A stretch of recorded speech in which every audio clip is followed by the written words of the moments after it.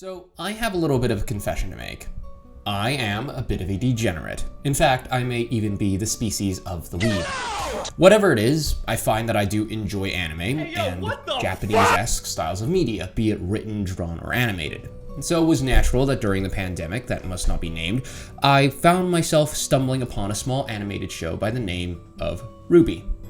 Now, RWBY, pronounced Ruby, is an American anime-influenced 3D computer animated series by Monty for Rooster Teeth, formerly. It is set in the fictional world of Remnant, where young people train to become warriors, huntsmen, and huntresses to protect them from the monsters called Grimm. Think of a standard Monster Hunter series. The name RWBY is derived from the four main protagonists' forenames, Ruby Rose, Vaishni, Blake Belladonna, and Yang Xiaolong, and their respective thematic colors, red, white, black, and yellow. Now, how does this connect to the central theme of my channel? History, military, or otherwise, and tanks. I'm getting to it. See, the monsters, or Grimm, that we see in RWBY could easily be dispatched of, with much lesser cost of life with tanks, IFVs, SPGs, or otherwise something that is tank-esque. Also, this is going to be a joke video, but do just bear with me, as I just want to rant about tanks. Let's start with our most obvious candidates, our ground-based Grimm, our Beowulfs, Ursus, King Taijutsus, Knuckleavies, perhaps even the Goliath. All of these would be extremely dangerous for the in-universe Huntsman and Huntress team, but wouldn't at all be difficult for AFVs, or specifically I'm talking about the IFV, the Infantry Fighting Vehicle. Let's take this with an example. This is an M2 Bradley, armed with a 25mm Bushmaster spitting out between 100 to 300 rounds per minute, and of course a coaxial 7.62mm machine gun. The 25mm Bushmaster can penetrate 95mm of armor at 500 meters, 65mm of armor at 1000 meters, and 33mm at 3000 meters.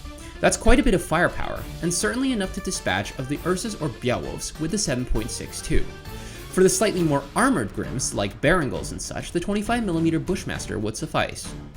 I would also ascertain that it is probably enough to injure a King Taijutsu, but that I'm not sure of yet, so let's assume for the sake of argument that the armor is too thick. Well then we must address the other armament of the Bradley, its primary AT one, the TOW missile. The TOW missile is an anti-tank missile that actively tracks its targets when launched from Bradley. The missile guides all the way to the target and is actively being steered by the Bradley's gunner.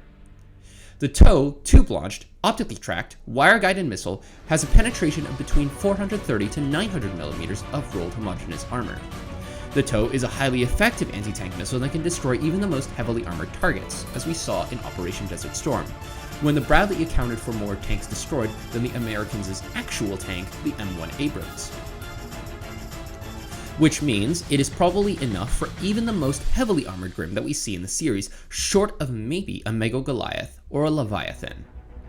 While some RWBY fans may point to Elm's use of a rocket launcher against the Goliath and failing to penetrate it, I would ascertain that the shoulder-launched rocket is probably weaker than a TOW missile, so that point is moot.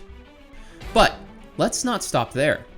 See, we haven't even talked about the MBTs, our main battle tanks, such as the M1 Abrams, Challenger 2, or Leopard 2 yet, because, well, they would also be extremely useful in situations such as these, i.e. countering Grimm attacks. Now, a caveat to these points.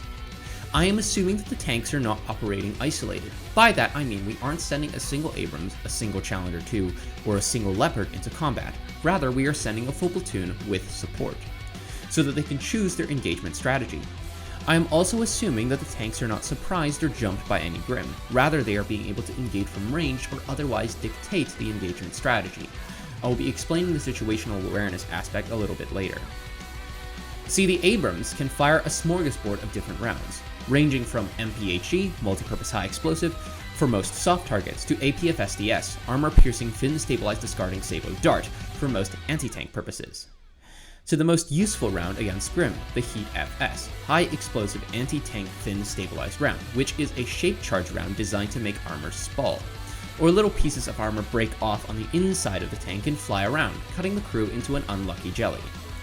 For the most part, the Challenger 2 can fire the same rounds, except its Royal Ordnance 120mm gun fires is HESH, or High Explosive Squash Head, which operates off the same principle as Heat FS, i.e. being a shape-charged round. Either way, All of these rounds would be deadly against even the most armored Grimm, including Mega Goliaths and Leviathans, because I don't care how thick your biological armor is, there is no way it is 900mm thick, which is the maximum penetrative capability of the Abrams, or to a lesser extent, the Challenger 2. Or, in fact, the Leopard, Leclerc, Type 10, or any other modern MBT for that matter. And look at this particular scene from RWBY Volume 7.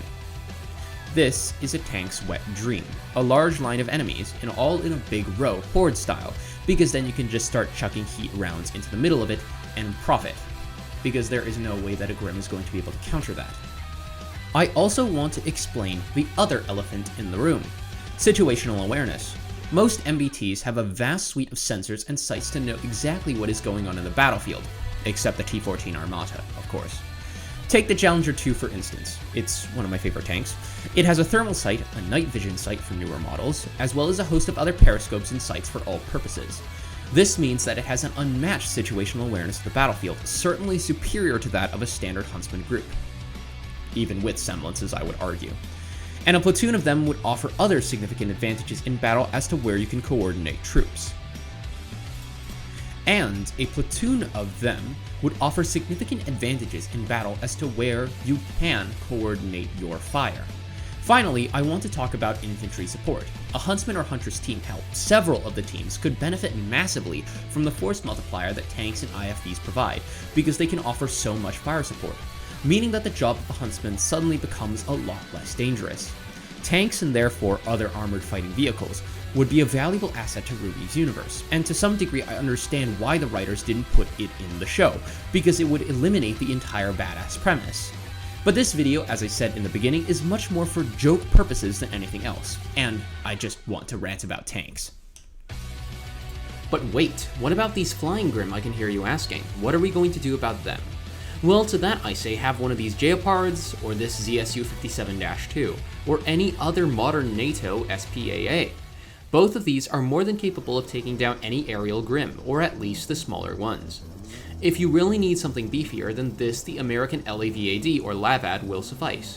And if you really need something deleted, then have this, the Patriot Missile Defense System or the S-400 Missile Defense System. All of these have more than enough firepower for basically all airborne type Grimm.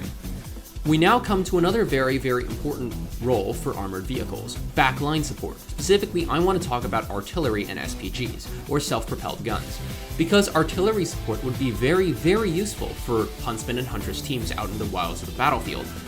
Not to mention, even more so if there were a larger horde that you specifically needed to vaporize. Specifically, I'm looking at SPGs like the PZH-2000 or the M109, both of which are great for this role. And for burrowing Grimm, the M136 Volcano Vehicle Launched Scatterable Mine System is an automated mine delivery system that would also work. Basically, they use prepackaged mine canisters which contain multiple anti-personnel or anti-tank mines which are dispersed over a wide area and ejected from the canister. This would be extremely dangerous to all types of Grimm, including the burrowing ones. So, congratulations, you've reached the end of my drug-addled rant of why there should be tanks in RWBY. And I really haven't written an ending for this, so I will simply say, go watch RWBY, and then watch Celtic Phoenix's Fixing RWBY, literally just better RWBY, and don't worry, the Panzer IV and T-34 videos are coming, but I want to get some smaller passion projects out of the way first. And anyway, I will see you next time. Until then, good night.